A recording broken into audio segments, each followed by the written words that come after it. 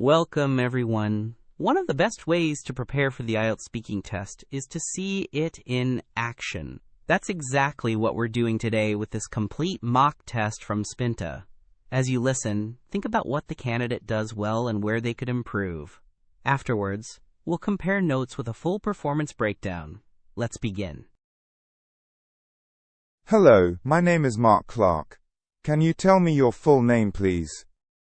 Yes, my name is Emma Jones. You can call me Emma. I'm 28, and I live in a mid-sized city in the south of the country, and I'm really glad to be here today to do this speaking test. Thank you. Where do you live at the moment? I live in a small apartment in a neighborhood close to the river.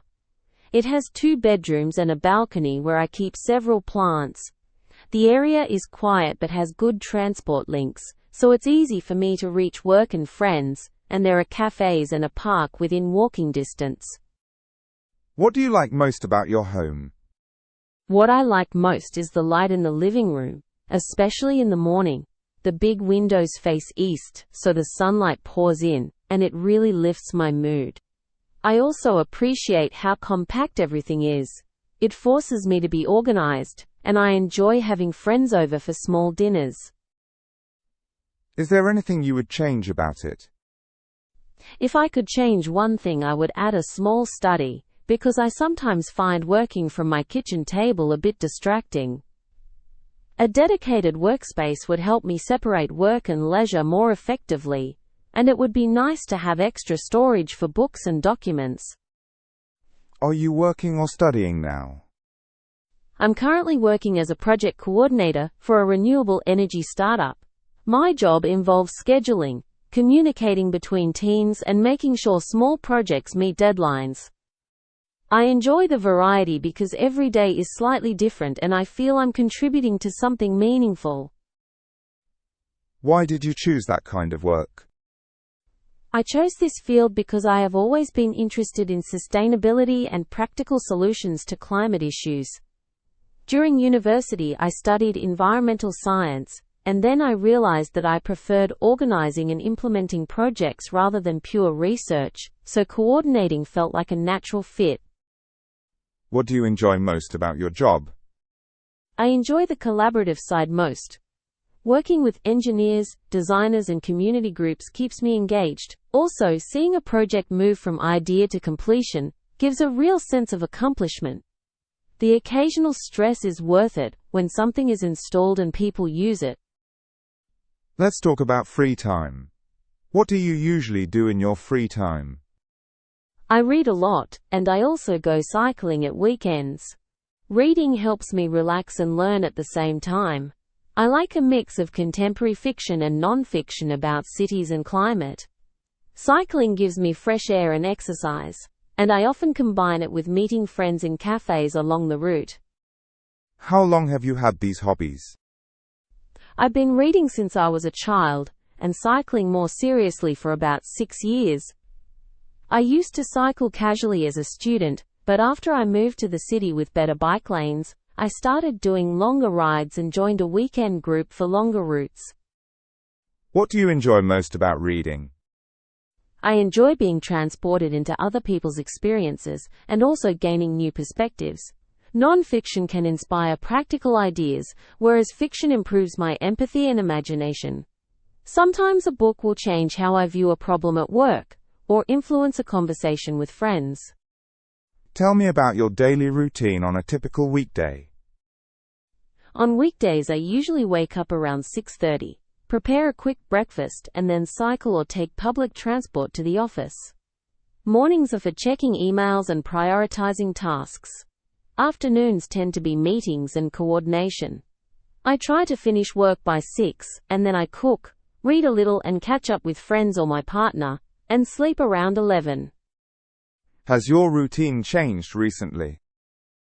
Yes, since our company introduced flexible hours, I sometimes start later and work into the evening, which helps when I have appointments or want to cycle in the morning. It was an adjustment at first, but overall it has given me better work-life balance. Do you have any plans for the future, like study or travel? I hope to travel more and perhaps do a part-time master's in urban planning next year. Travel helps me see how other cities handle transport and energy, which ties into my work. The master's would give me theoretical frameworks to apply to projects, so it's both personally and professionally motivated. Why are you interested in urban planning? Urban planning fascinates me, because cities are where most environmental and social challenges converge. Understanding how transport, housing and public space are designed can lead to more sustainable, livable places. I want to be more effective at shaping small projects with a broader strategic understanding. How confident do you feel about those plans? I feel cautiously optimistic. There are financial and time constraints, but I believe with careful planning and support from my employer, some of it is achievable. I'm saving money and researching programs now, so I won't rush into anything without being prepared. Right. Now we will move to part 2. I will give you a topic and I would like you to talk about it for about 3 minutes. You have 1 minute to prepare. Here is your topic. Describe a memorable journey you made. You should say where you went, how you traveled, why it was memorable, and explain what you learned from the journey. You have 1 minute to prepare. Okay, thank you. I'll start. A memorable journey I made was a 2-week trip along the western coast of my country with 2 close friends. We traveled mainly by train and occasionally by bicycle between smaller towns. We planned to avoid major tourist spots and focus on local villages, beaches, and small museums. One reason it was memorable is that everything felt unhurried. The scenery changed from industrial harbors to quiet fishing coves, and we had long conversations on the train. I remember a day when we missed a connecting train and ended up staying in a coastal town we hadn't intended to visit. There was a tiny gallery with works by local artists, and we spoke with the owner who invited us to a community meal. That evening we tasted dishes I had never tried before, and heard stories about local traditions. The journey taught me to be more open to improvisation. The unplanned detour turned out to be the highlight, reminding me that rigid itineraries can limit opportunities. It also gave me a stronger appreciation for small businesses and communities outside big cities, and I returned with ideas about how local initiatives can be supported through modest tourism that respects places rather than overwhelms them. Overall, the travel mode, slow trains and cycling, made it possible to notice details I would otherwise miss, like the way fishermen repaired nets or street musicians practicing in a square. I think that trip changed the way I plan travel now. I leave gaps for spontaneity and seek experiences that allow conversations with local people, because that's what enriches the journey most. I think my time is up. I see. You mentioned a community meal. What did you particularly remember about that evening? What I remember most was the warmth and simplicity. People brought dishes made from their gardens and shared stories about seasonal food. There was live music, not professional but heartfelt, and children running about. It felt very inclusive and reinforced how food can create a sense of belonging and openness to strangers. Did that journey affect how you travel now? Yes, I now try to travel more slowly and include time for unexpected meetings with locals. I choose transport that allows me to observe and stop often, rather than fly from place to place. It also influenced my choices at home, like supporting local markets and small cultural projects. Interesting. Let's move to part 3. We'll discuss travel and community more broadly. Why do you think people enjoy traveling to places that are not well known? People often seek authentic experiences and a sense of discovery. Less known places can feel more genuine because they haven't been shaped by tourism dollars. The pace is slower, and interactions with locals can be more meaningful. There's also the pleasure of finding something unique to tell others about, and for some travelers, it's a form of responsible tourism, spreading economic benefits beyond major centers. Do you think local communities always benefit from tourism? Not always.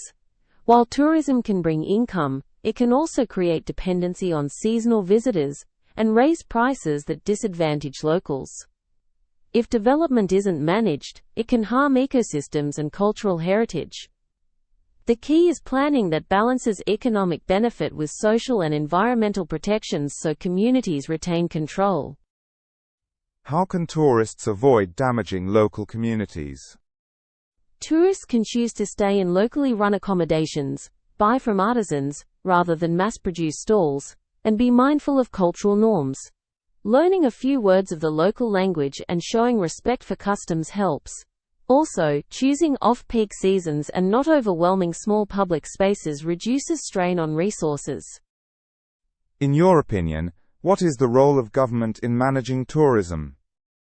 Government has an important role to regulate development, invest in infrastructure, and enforce environmental protections.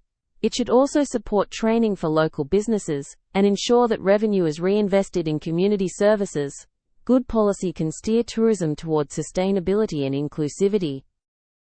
Some people say technology changes travel habits. Do you agree? Absolutely.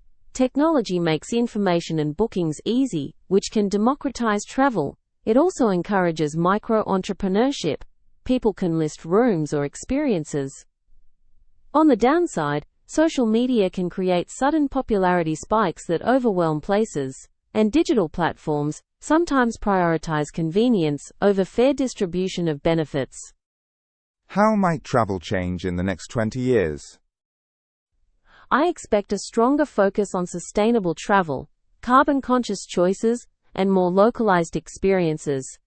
Remote work will allow longer stays outside major cities, spreading tourism more evenly. However, this depends on policy and infrastructure.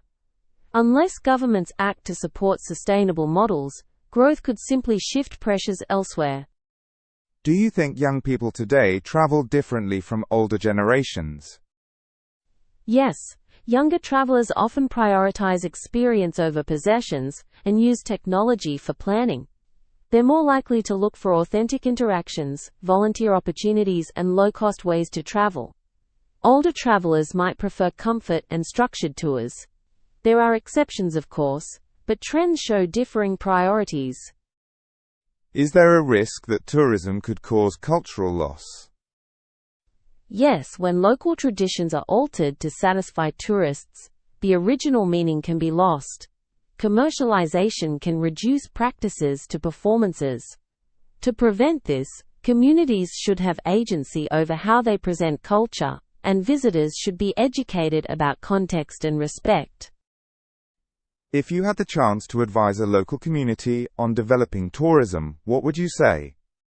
I would advise them to focus on small-scale initiatives, create clear rules for development, and diversify offerings so that tourism complements, rather than displaces, traditional livelihoods. Encourage training in hospitality and business, and set limits on visitor numbers in sensitive areas. You mentioned earlier that you enjoy local food. How important is cuisine to understanding a place? Cuisine is vital. It reveals history, resources, and values. Ingredients tell you what grows locally, while recipes show cultural exchange. Sharing food is a social act, and tasting local dishes can open conversations that wouldn't happen otherwise. Right. Finally, do you think it is possible to travel without affecting the environment or local life at all? Totally zero impact is unlikely, but travelers can minimize harm. Choosing slower transport, offsetting emissions, staying in responsible accommodations, and respecting resource usage helps.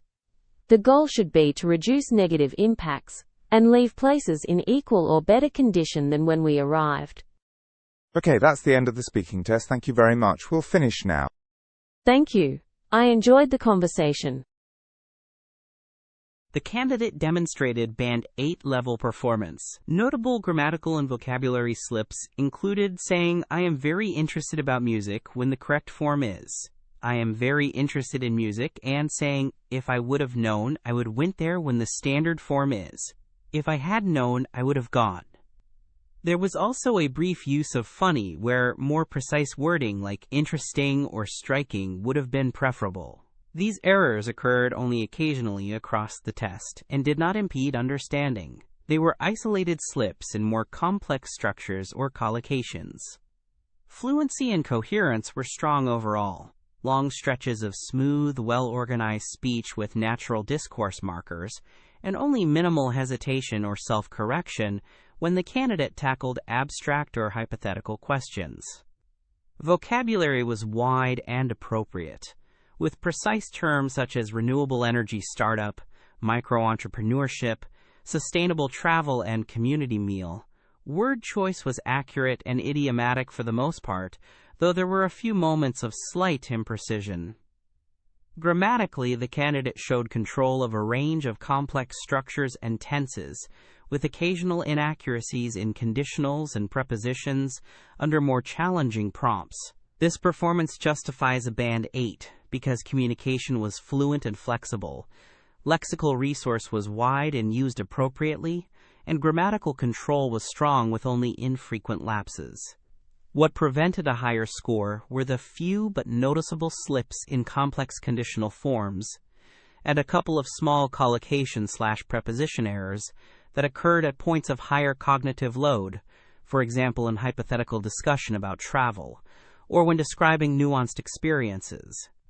To reach Band 9, the candidate would need near-perfect control in complex grammar, consistently effortless lexical precision, even on unfamiliar topics, and absolutely minimal hesitation or minor self-correction.